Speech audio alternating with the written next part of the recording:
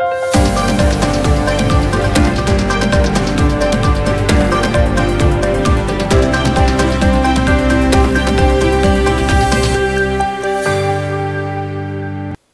मी Priyanka. Shankhnath news चॅनलच्या मराठी बातमीपत्रात आपलं स्वागत करते. पाहुयात आजच्या काही मुख्य बातम्या. उद्योग मंत्री उदय सामंत यांनी खासदार भावना गवळी यांची भेट घेतली. सकारात्मक चर्चा झाल्याची, आई आजारी असल्यानं भावना गवळी मुंबईला गेल्याची माहिती दिली. मुख्यमंत्री एकनाथ शिंदे यांची भेट घेणार असंही स्पष्ट केलं. लवकरच गवळी महायुती उमेदवाराच्या प्रचारात दिसतील असं सांगण्यात आलं. राजश्री पाटील यांना बाहेरचं म्हणणं चुकीचं. त्यांचं माहेर यवतमाळ आहे. अनेक लेकी विवाह झाल्यावर मतदारसंघात येऊन निवडणूक लढल्या आणि जिंकल्या. बाहेरचा उमेदवार म्हणणं हा महिलांचा अपमान असून मुख्यमंत्री शिंदे यांनी सभेत बहीण म्हणून उल्लेख केल्यानं भावना गवळी समाधानी असल्याची माहिती उदय सामंत यांनी दिली. आज सकाळीच मी या प्रचाराची सुरुवात आदरणीय भावनाताईंना भेटून केली. त्यांच्या मातोश्री मुंबईमध्ये आजारी असल्यामुळं त्या मुंबईला गेलेल्या आहेत. उद्या मुख्यमंत्री महोदयांशी त्यांची चर्चा होईल. माझी देखील चर्चा त्यांच्यासोबत सकारात्मक झालेली आहे आणि येत्या 2 दिवसामध्ये सकारात्मक निर्णय घेऊन प्रचारामध्ये ते सामील होतील. भावनाताईंच्या पदाधिकाऱ्यांबद्दल उठवलेली ही एक अफवा आहे. ही एक मला असं वाटतं की रणनीती आहे राजकारणातली. परंतु विरोधक जे राजश्रीताईंना बाहेरचा उमेदवार आहे अशा पद्धतीनं सांगतायत, त्या या जिल्ह्याच्या माहेरवाशिण आहेत आणि मला असं वाटतं की मग हा सगळा क्रायटेरिया सगळ्यांनाच लागू राहिला पाहिजे.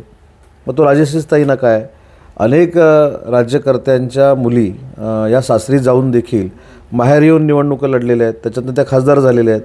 मला त्या ठिकाणी इथं काही नावं घ्यायची नाहीत, परंतु त्या या जिल्ह्याच्या माहेरवाशिणी आहेत. इथंच त्यांचं शिक्षण झालेलं आहे आणि म्हणून त्यांच्यावर अशी टीकाटिप्पणी करणं म्हणजे या मतदारसंघातल्या प्रत्येक महिला भगिनीवर टीकाटिप्पणी केल्यासारखं आहे. समस्त महाराष्ट्रातल्या महिलांचा हा अपमान आहे आणि म्हणून मला असं वाटतं की जे एका महिला भगिनीसमोर लढायला असमर्थ आहेत त्यांनी ही बदनामी सुरू केलेली आहे. शंखनाथ न्यूजसाठी ब्युरो रिपोर्ट. भंडारा गोंदिया जिल्ह्यात हवामान खात्यानं दिलेल्या अंदाजानुसार जिल्ह्यात रात्री 11 वाजेच्या सुमारास जोरदार ढगांच्या गडगडासह जिल्ह्यातील अनेक ठिकाणी अवकाळी पावसाच्या सरी बरसल्या. या अवकाळी पावसामुळे गेल्या अनेक दिवसांपासून उन्हाळ्याच्या झळा सहन करणाऱ्या नागरिकांना उन्हापासून दिलासा मिळाला. मात्र शेतकऱ्यांच्या फळबाग भाजीपाल्याचं या अवकाळी पावसामुळे नुकसान होण्याची शक्यता नाकारता येत नाही. शंखनाथ न्यूजसाठी ब्युरो रिपोर्ट. मुस्लिम बांधवांच्या रमजान महिन्यानिमित्त रोजा सुरू होते. रात्री चंद्र दिसल्यानं आज संपूर्ण देशामध्ये मोठ्या उत्साहात रमजान ईद साजरी केली जात आहे. चोपडा शहरातील मुस्लिम बांधवांनी शिरपूर रस्त्यालगत असलेल्या ईदगाह मैदानावर नमाज पठण करून एकमेकांना शुभेच्छा दिल्यात. त्यानंतर घरी वापस जात असताना छत्रपती शिवाजी महाराज चौकात राष्ट्रवादी काँग्रेस, शरद पवार गट व काँग्रेस पक्षाचे नेते एकत्र पेंडाल टाकून मुस्लिम बांधवांना ईदच्या शुभेच्छा देत होते. तर शिवसेना शिंदे गटाचे पदाधिकारी यांनी देखील पेंडाल टाकले होते. हे देखील मुस्लिम बांधवांना ईदच्या शुभेच्छा देत होते. आज ईदसाठी तमाम सर्व चोपडा तालुक्यातील मुस्लिम बांधवांना ईद मुबारक हो. ईद निमित्त आम्ही शुभेच्छा. सन्माननीय या महाराष्ट्र राज्याचे असेल लोकप्रभावी मुख्यमंत्री माननीय एकनाथरावजी शिंदे साहेब यांच्या वतीने, तसेच जळगाव जिल्ह्याचे पालकमंत्री नामदार गुलाबरावजी पाटील, तसेच या तालुक्यातील लोकप्रिय माजी आमदार अण्णासाहेब चंद्रकांत परिणाम सोनवणे, तसेच कार्यसम्राट आमदार सौ लताताई चंद्रकांत सोनवणे यांच्या वतीने आणि तमाम चोपडा तालुका शिवसेनेच्या वतीने सर्व मुस्लिम बांधवांना ईदच्या शुभेच्छा आम्ही देऊ इच्छितो. आज ईदचा जो सण आहे तो संपूर्ण भारतामध्ये आणि संपूर्ण जगामध्ये साजरा होतो. शांती, संयम, भाईचारा याचं एक प्रतीक आहे ईदच्या संदर्भात. जसं आपला श्रावण महिना एक पवित्र असा महिना आहे, तसा इस्लाम धर्मातील रमजान हा एक पवित्र असा हा महिना आहे आणि इथं उपवासाचं फार महत्व आहे. लहान लहान मुलं 5-7 वर्षाची मुलं देखील उपवास करतात, एक संयम शिकवतात, त्यातनं एक मानवतेची निर्मिती. उपवास हा देखील एक अत्यंत चांगला असा प्रत्येक धर्मातील भाव आहे. या ईदच्या निमित्ताने सर्व मुसलमान बांधवांना आम्ही शुभेच्छा देतो. ईद मुबारक. आज ईदचा जो सण आहे हा मुस्लिम बांधवांमध्ये अतिशय पवित्र असा सण म्हटला जातो. गेल्या महिनाभर मुस्लिम बांधवांनी रोजे धरले होते, एक उपवास करून एक अल्लाहला प्रार्थना करून या जगाचं कल्याण होण्यासाठी आज सर्वांना प्रार्थना करतायत. मला असं वाटतं की आज हा जो सण आहे याच्यामधून समता, एकता, बंधुत्व वाढीस लागेल अशी आम्हाला खात्री आहे. आणि मला वाटतं पैगंबरांनी शिकवण दिली बंधुत्वाची, एकतेची, ती मला वाटतं आज सर्वांनी अंमलात आणली पाहिजे. या चोपडा तालुक्यातील मुस्लिम बांधवांना ईद मुबारक. महाराष्ट्र राज्याचे मुख्यमंत्री तसंच जिल्ह्याचे पालकमंत्री गुलाबराव पाटील व आदरणीय कार्यसम्राट आमदार लताताई सोनवणे यांच्या वतीने सर्व तालुक्यातील मुस्लिम बांधवांना ईद मुबारक.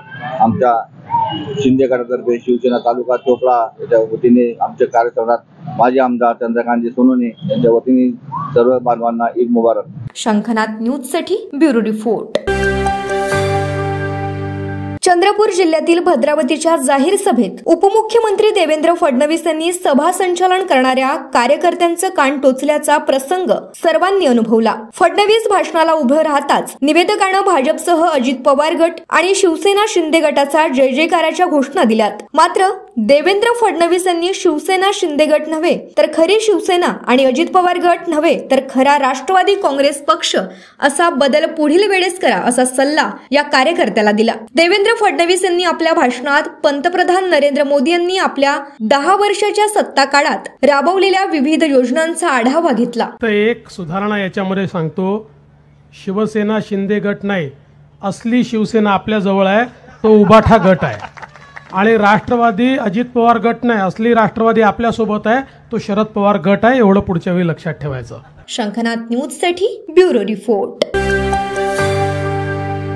भाजप खासदार रामदास तडस यांनी आपल्यावरील सुनेनं केलेले सर्व आरोप फेटाळले आहेत. रामदास तडस यांची सून पूजा तडस यांनी पत्रपरिषदेत गंभीर आरोप केलेत. याविषयी माध्यमांशी बोलताना खासदार रामदास तडस म्हणालेत, 2020 पासून त्यांचं प्रेम संबंध आहेत. त्यांचं लग्न झालं ते मला माहिती नव्हतं. सध्या त्यांचं प्रकरण कोर्टात प्रकरण आहे. माझी सून वारंवार पैशाची मागणी करत होती. माझा मुलगा 4 वर्षापासून माझ्या सोबत राहत नाही. मी वर्धेत तर तो देवडीला राहतो. या लग्नानंतर मी मुलाला बेदखल केला आहे.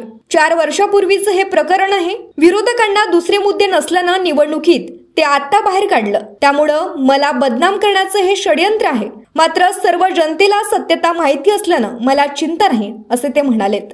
मागणी ते काही करू, पण असं कधी होते का? कोणतं कारण आहे? काही कोर्टाने निकाल दिला? लग्न त्यांनी केली आणि उमेदवारी माझी रद्द करावं न विचारता? मला विचारलं असं मी धूमधडाक्यानं लग्न करून दिलं असतं. पण चोरी लोपी तुम्ही तिकडं लग्न करता, मला विचारत नाही. पण त्याची मला मान्य होतं. मी तर दोघालाही घरी न्यायला तयारीत होतो. पण ते दोघांची मतं एवढे अलग अलग झाले का ते एका जागी यायलाच तयार नाही. मुलगा तुमच्यासोबत आहे इलेक्शनमध्ये? नाही, मुलगा माझ्यासोबत नाही आहे. मुलाचं घर वेगळं आहे, त्याचं दुकान वेगळं आहे, माझं मकान अलग आहे. तो देवीला राहते, मी वर्धेला राहतो. कधी मी देवीला जातो, पण आम्ही अलग अलग राहतो. नाही, मला काय जनतेला सर्व माहीत आहे. जनतेला माझा स्वभाव, माझं काम हे माहीत आहे. ती फॅमिली असो की तिच्यासोबत असलेल्या गुंड्याचं सर्व जनतेला माहिती आहे, वर्धा जिल्ह्यात माहीत आहे. त्याच्यामुळे मला असं वाटत नाही काही निवडणुकीला याच्यावर परिणाम होईल म्हणून. उलट मला सहानुभूती भेटेल का निष्पन्न बापाला फसवण्याचं काम हे करत आहे. शंखनाथ न्यूजसाठी ब्युरो रिपोर्ट.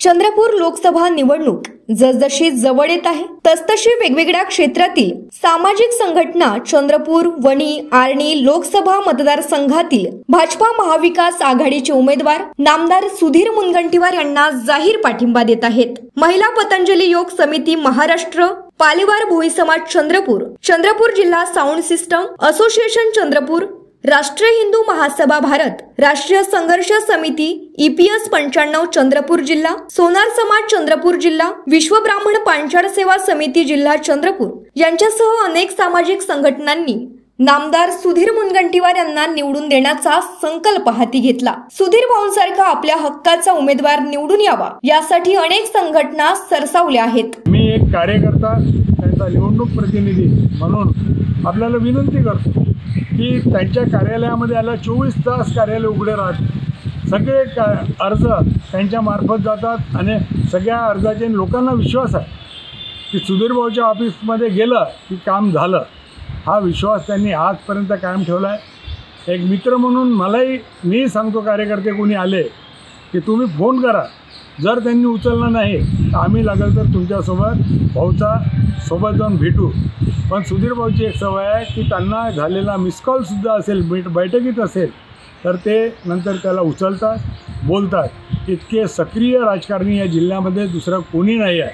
त्याच्यामुळे माझी विनंती आहे की या अपप्रचाराला बळी न पडता त्यांच्या इमेजला धक्का पोहोचणाऱ्या अनेक घटना घडतील, परंतु याच्याकडे दुर्लक्ष करून आपण सगळे विकासाच्यासाठी सुधीर भाऊसोबत यावे आणि लोकसभेचा विकास कसा होईल, कसा करता येईल आणि कशा पद्धतीने करायचा याची सगळी अभ्यासू वृत्ती त्यांच्यात आहे। जिचकरनंतर डिग्र्या घेणारे सगळ्यात जास्त सुधीर भाऊ त्याच्यासाठी प्रसिद्ध आहे। त्यांनी शिक्षण घेतलेलं आहे, त्यांचं शिक्षण हे पूर्ण महाराष्ट्रामध्ये सगळ्यांनाच माहीत आहे आणि अशा शिक्षण घेतलेल्या अशा एका चांगल्या परिवाराचे अतिशय उच्च विचार असलेले, सगळ्यांना मदत करणारे, धावून जाणारे, यांना आपण मदत करावी एवढीच आपल्याला विनंती आहे। येणाऱ्या लोकसभेच्या निवडणुकीमध्ये आदरणीय सुधीरभाऊ मुनगंटीवार यांना भारतीय जनता पक्ष आणि मित्र पक्षांनी मिळून लोकसभेची उमेदवारी दिलेली आहे। भारतीय जनता पक्षाचे आमदार म्हणून त्यांनी 6 वेळ ही निवडणूक जिंकली आहे आणि एकतर्फी निवडणूक जिंकली आहे। सुधीरभाऊ म्हणजे विकास।